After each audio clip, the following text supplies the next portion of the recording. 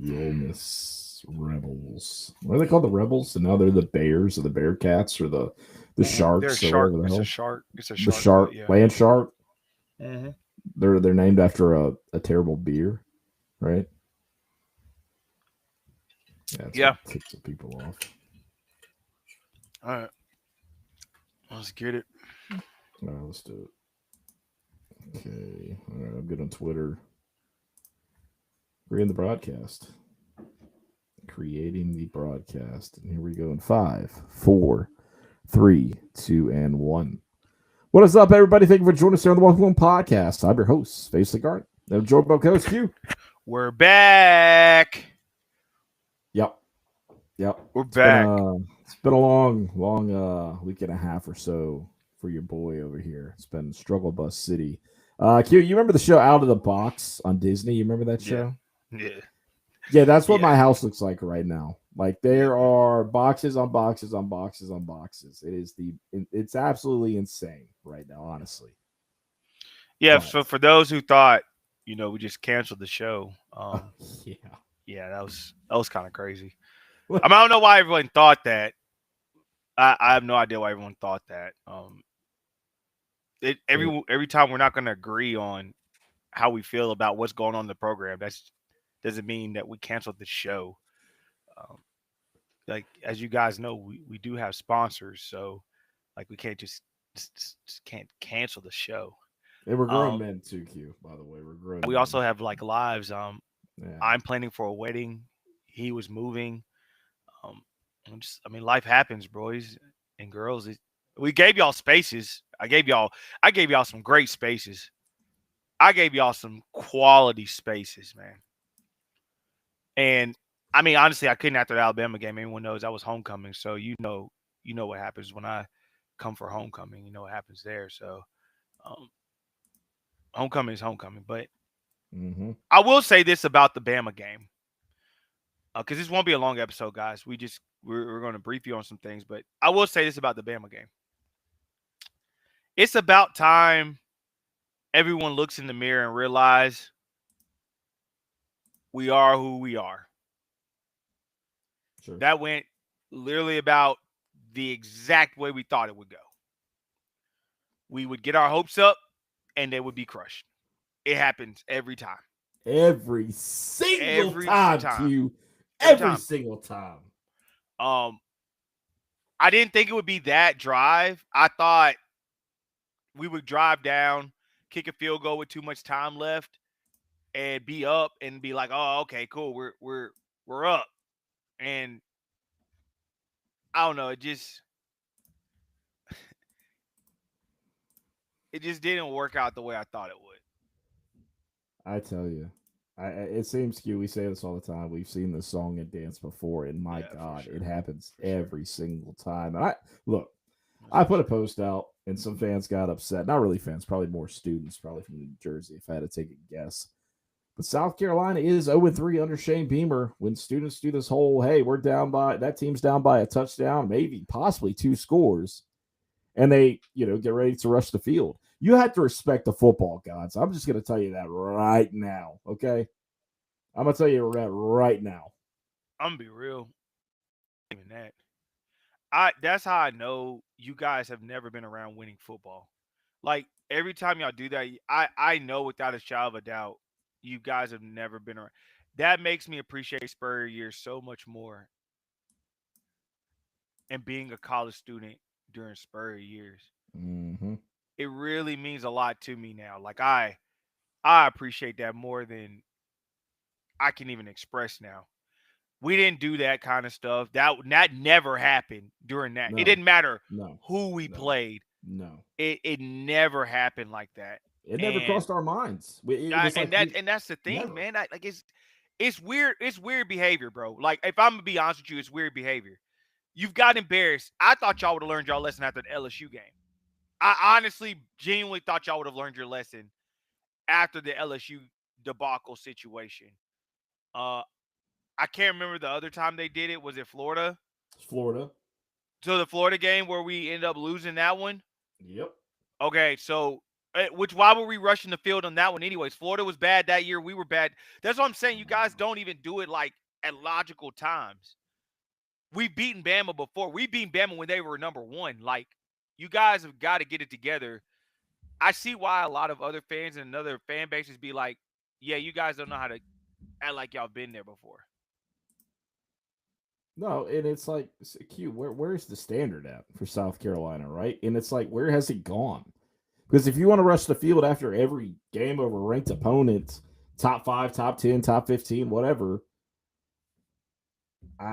there's a problem there. And on top of that, you are paying. If you rush the field automatically, okay, there are two ways of going about it, okay?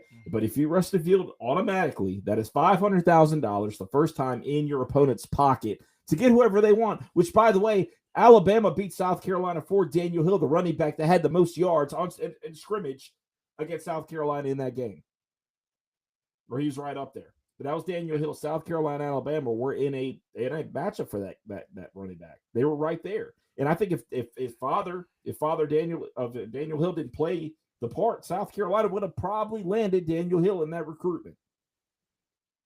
But you don't know. But here's the thing: you don't want to give him a free $500,000 for being a dumbass and want to go take pictures on the field. I mean, that's where my problem is. If you want to take pictures on the field, apparently, like Vanderbilt, for example, they waited until the opposing team was off the field, got on the field at that point, and they were not penalized because of that. They were not penalized for rushing the field this year.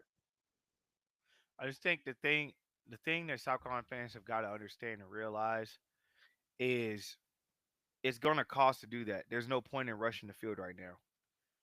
Wait, if you want to wait till the opponent's off the field and then y'all come onto the field, cool. But there's no point in rushing the field right now. We at that point would have been 4-4. Like, what are you rushing the field about?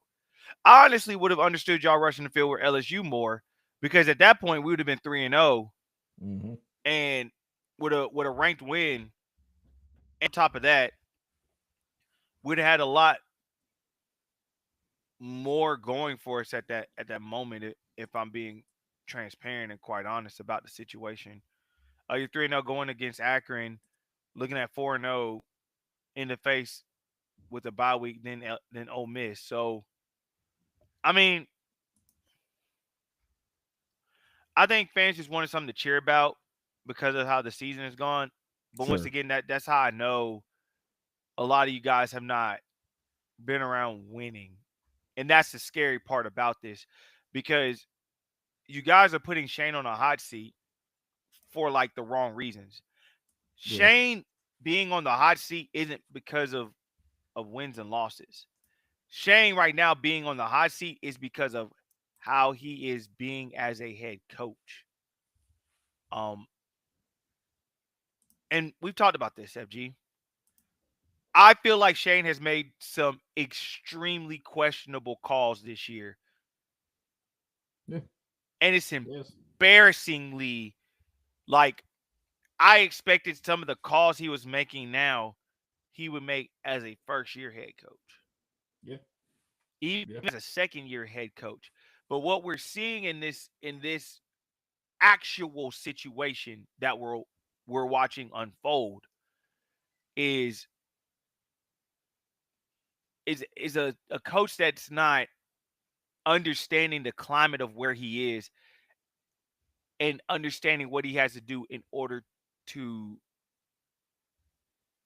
beat the pressure. I think that's something he's struggling with.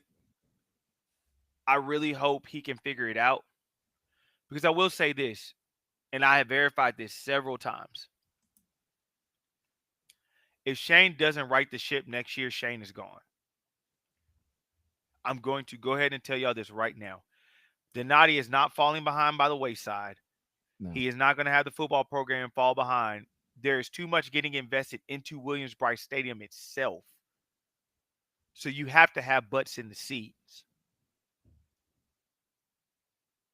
Shane has to right the ship. And I've said in a couple spots, but I'll say y'all this now. I am 99.9% sure Shula will not be back next year. And I am about 80 to 90% sure the philosophy will be changed. I was told it could be way more spread. I want to see if it's true. Nothing I will believe until Shane shows me it's true. Right. Yeah, I mean, look, it's just we've been at this point with South Carolina with Shane Beamer, and he's had his times. I mean, he's over. I mean, quite frankly, I mean, he's overperformed on many seasons at South Carolina. I mean, you look at year one, you got you graduate, you graduate guy, dude, you graduate assistant to come off and play for the Gamecocks. I mean, on top of that, you bring in Jason Brown, a guy that probably wasn't supposed to get played that year, honestly, when it was all said and done, right? Once a big game's got South Carolina be bowl eligible. Mm-hmm. So I mean, South Carolina has overachieved many seasons, and I'm not saying that's what happened last year. South Carolina had that talent last year, and by God, if they had a couple calls go that way, we all know where the season probably would have ended. And I hate thinking about it, honestly. I hate thinking about it. But as a head coach, you put yourself in position of where this team's going to be, and he knew the personnel coming in, and that's where my issue lies too. It's like Shane knew what this personnel was like coming in this year. He knew that this scheme was going to work, or was it not going to work? And guess what he had returning this year? It worked last year to a certain extent, right? You had different blockers on this team that were able to make this work. You had the pieces in place. You simply don't have that this year, and you knew that coming in. Spring ball happened. All of this took place. Summer ball happened. All this took place, and all of a sudden now you don't know. You don't know. You don't have an identity. You're in October. You don't have a true identity at this point on offense. That is a whole issue, and it all starts at the top. It all starts at the top, and this is you just now condensing the playbook makes no sense in my personal opinion. That too. But that goes back like that once again. This is on Shane Beamer. I've been hard on LaNorris, rightfully so. LaNorris has done a couple things that you're like, dude, you can't do that. As a redshirt sophomore, you just can't do that, bro. Shula, I blamed on a couple things because there's been a couple of times Shula's caused some bad plays. Now, I haven't been as hard as some people have been because if you go back and look, FG, and I've shown the evidence, there have been times guys have been wide ass open, and LaNorris has not done what he needs to do. Sure, honestly, I'm going to go back on this too. The offense line is not good. They're not. But I'll be daggum if I'm going to sit there and say they're the whole issue. They're not. Because the times that they have held up, there were still bad decisions made in the situation. Be it from the offensive coordinator, or you have too many pieces that are going against each other. And I go back to what I said before, honestly, FG. Be transparent. Tree Babalati not starting game one is like, I don't really have words for that. I don't have genuine words for that. Yeah. Marquis not starting game one made no sense too, because when he came in against Virginia Tech, that's when things kind of stabilized. And we all thought he would start against Virginia Tech. We all thought that Tree would going into week one. And I'm right there with you, Q, because, I mean, you look at it right now, you look who your offensive lineman is and who your starters are, and Will Tree and Marquis are your guy, as long as Marquis is healthy, of course, right? But I know I agree 100%. I'm right there with you. And you know what the worst part is?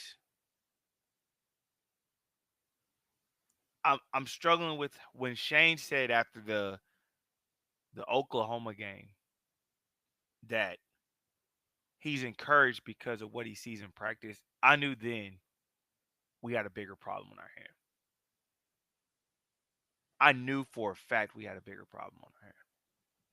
Well, Q, we've heard the practice thing for quite a while, man, since Shane's been here. I mean, practice has come up many, many times. And I look, we give him the pass of those first few years, right? When he brought up practice, the guys practice really well.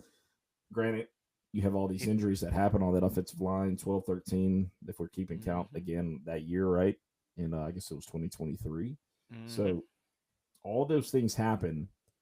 But where we're sitting at right now, it's just it's a very puzzling place, right? It's very confusing.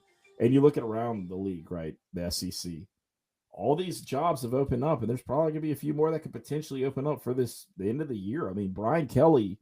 I'm going to be honest with you. I didn't see LSU moving on for Brian Kelly this quickly. I thought they would have a decent season this year, not playoff bound by any means, but I thought they would be, right outside the playoffs, and they retain Brian Kelly. I did not have it on my bingo card that Brian Kelly would get fired this year. I didn't have on my bingo card that James Franklin would get fired from Penn State.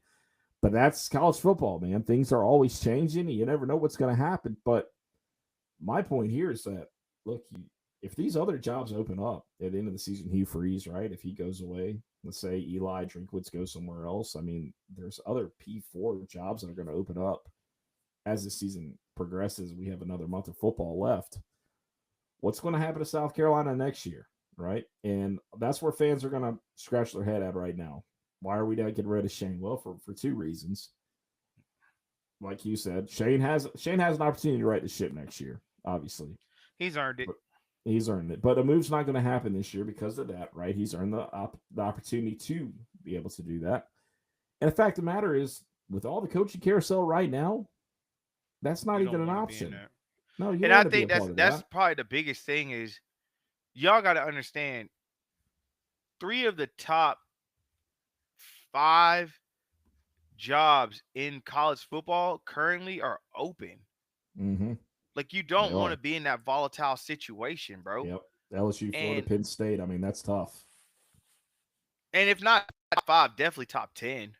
Sure. And you're looking at it. You just came off a 9-win season, and I got to say this too. I do have to say this. If they put it together better, because you did give Alabama 7 points off a pick 6 that should have never happened. Yeah. And then you gave them another 7 off of a fumble that should have never happened. Yeah. You don't beat yourself, you beat Bama. You do. Yeah. I will say this. Things are different if Shane wins out. I'm going to go on record and go ahead and tell y'all this. If Shane wins out in the month of November and he wins his bowl game in December, a few things will change. Yeah, for sure. Guys that are out the door right now for the portal possibly put a halt and give him a chance to bring his guy in. Because this is the last, I will say, I am 90% sure this is Shane's last OC hire if he doesn't get it right. Like, if he doesn't get this right, he's done. It would have to be. It would have to be. I mean, your last OC hire, the last memorable OC that I can remember was just on a podcast this week with Tailgate Talks, and that was G.A. Mangus, who now coaches high school football at Brooklyn Casey, by the way. Which I would have looked at, I would have 100% looked at I looked at Bobby. Bobby Bentley can put an offense out there, bro. He can. I just, the way the landscape is now, I couldn't see him coming back to the. No, I don't think he would. It's murder's row right now. Yeah, that's why Eric Kimmer got out of it. So exactly. I mean, I say all these things to say this. No matter how y'all put the situation, no matter how you want to look at it, this stretch in November is huge for Shane Beamer. Yeah. This Ole Miss, A&M, Coastal, and Clemson stretch is very monumental for Shane. If Shane wants to salvage anything of this, he can't. I mean, I don't think he can lose in the month, but me personally, but I also don't think that's a fair assessment to do. So what I will say is this. If Shane wants things to go right, you got to put things in the right place, in the right perspective. I will forever say Lonnie was a scapegoat in the situation. I'm not saying it was a wrong thing to do. I'm saying the way it was done was scapegoat type situation. I think we both can agree to that. That was complete scapegoat. Sure. No, I don't disagree with that. And I think the offensive line has looked better under Sean Elliott. I think things have changed, but I still have issues with what I saw because we can't score the ball. Um, some of it's play calling, some of it is bad decisions in execution. Yeah. So everyone's not on the same page. You have another bye week in order to get on the same page. So if you were to lose to Ole Miss, you still have another bye week where you can beat A&M, Coastal, and Clemson, and end up 6-6. But you really need to win out and kind of get to Well, 7-5 because you need to give your chance to get 8 wins. you You do. you really need to give yourself a chance to get 8 freaking wins You and do. show momentum going into it, where the college football playoffs will expand. And as people are starting to heat up, which FG, I've said since day one, there's a chance Sellers can come back. No, sure. And that doesn't need to be ruled out, especially right now, the way the season's going, right? But here's the thing Shane Beamer's record, I did want to bring it up in November, is 13-4. His record against ranked opponents in the month of November, by the way, 6-0. 6-0. So if you respect the football gods, I'm telling you, things can happen. Things can happen. As you all know, I'm a pretty superstitious person, always have been. So we'll see what happens with that. Q. Let's talk a little basketball, man. We got to talk some basketball about the Gamecocks on the hardwood. Over on the men's and the women's side, first things first, the women's handles business in Atlanta against UNC. They handled business. I believe it was a 10-point win over North Carolina. Scoreboard don't indicate what really took on because with for 3 minutes sure. left in the game, man, they were up by 20 something points. They were. Yeah. They so were. It don't. I just want fans to understand because I know a lot of scoreboard watchers out there. That game was handily dealt with from start to finish. There was no way in sight a loss was coming. That team is very, very good. That team is very, very good. They are very good. And when it clicks defensively, like that's the scary part. They haven't even clicked defensively yet. When that happens, boy, I feel like some folks are in trouble. I think the issue with this team, though, it's more of not talent wise and all that. It's depth with this team, and it's concerning because if the wrong person goes down, I mean, you're in a world of hurt because you already out with Chloe Kitts for the season. You don't have Ashlyn Watkins obviously for this year either. As she's not even enrolled in school right now. She's in another country or something like that. I don't know what's going on, but um, you know, your depth wise is not very good. So every injury is a concern, right? I believe it was Tessa went down in this game, and it was kind of like, well, what the heck's going on with her? And so you just, or no, excuse me, it's Raven Johnson. Raven Johnson went down. She had some kind of hip injury, so it's concerning, right? It's concerning that these things pop up, and so just gotta watch that. So for the women's, I think they're like I agree with you that it's a very deep team as far as talent wise, but just depth, it's kind of that concerning end over there. But I think as we go forward, we'll see this team really put some stuff together. The freshmen are going to show out, and I'm really excited to see ultimately what they look like. Now, Q, on the men's side of things, South Carolina traveled to Greensboro, North Carolina to play NC State, a Will Wade NC State. That, I mean, they have some hoopers on that team, and I mean, Q, they're probably going to be a postseason team when it's all said and done. I mean, probably a team that can make a run, in my opinion, right? Oh, for sure. Oh, for sure. And without a shadow of a doubt, they can make a strong case this year. I mean, what you give up in deep in the post, you make up for with your shooting, you make up for with your offense, you make up for with your pressure in the perimeter. I mean, you have a lot of things going for you in that team, and you have a lot of Lamont type players on this team, and that's the key to this whole situation. Yeah, getting your rotation right, getting your shooters right, guys, making critical shots, making your free throws. Um, Defensively, you're going to give up some things in height, but you got to be able to still box out, get to the boards, get what you need, and I think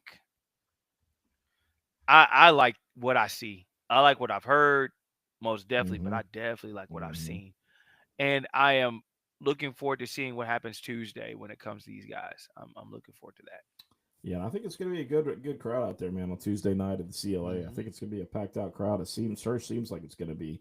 Hmm. Shout out to the freshman Eli Ellis. I mean, the guy, a lot of people have doubted him coming into the league and to see if he can make that transition from EYBL to the SEC. I mean, it's such a big jump, but a freshman debut against NC State, 23 points, 5 for 7 behind the arc. I mean, he had 5 rebounds, 3 assists. I mean, the guy was cooking on the courts, and he really showed it what he could do. I mean, Elijah Strong also had a decent, pretty solid debut, double figures for him, 4 assists. So, See. and Michi Johnson, the welcome home for him, 20 Hmm. points from him, 8 of 16, so 50%. Hmm. So I'm interested to see what this team looks like down the stretch. I mean, they're as we move forward and this beginning, going into everything, it's not the hardest out of conference, but it's going to have some tests, and they're going to be able to see what this team's made of pretty early, I I think believe. I think the key to everything is the more you win in out of conference, the less you have to win in conference. Mm, So if you go in undefeated or one loss into conference, you're looking at what? That's 12 and 1 or 13 and mm-hmm. 0. Yeah.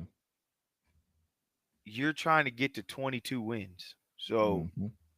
if you're 12 and 1, that's 10 wins you got to get.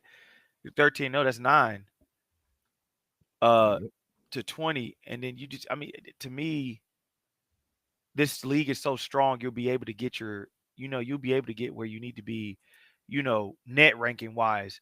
But I am your middle of the pack is going to get you an attorney.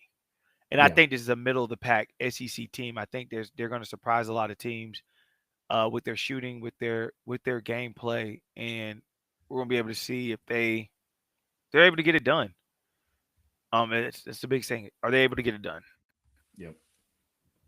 Yeah, they are. And they, like I said, they have some good tests in this, the out conference. I'm really interested in that neutral site game. I think Hmm. November 22nd, November 21st against Butler.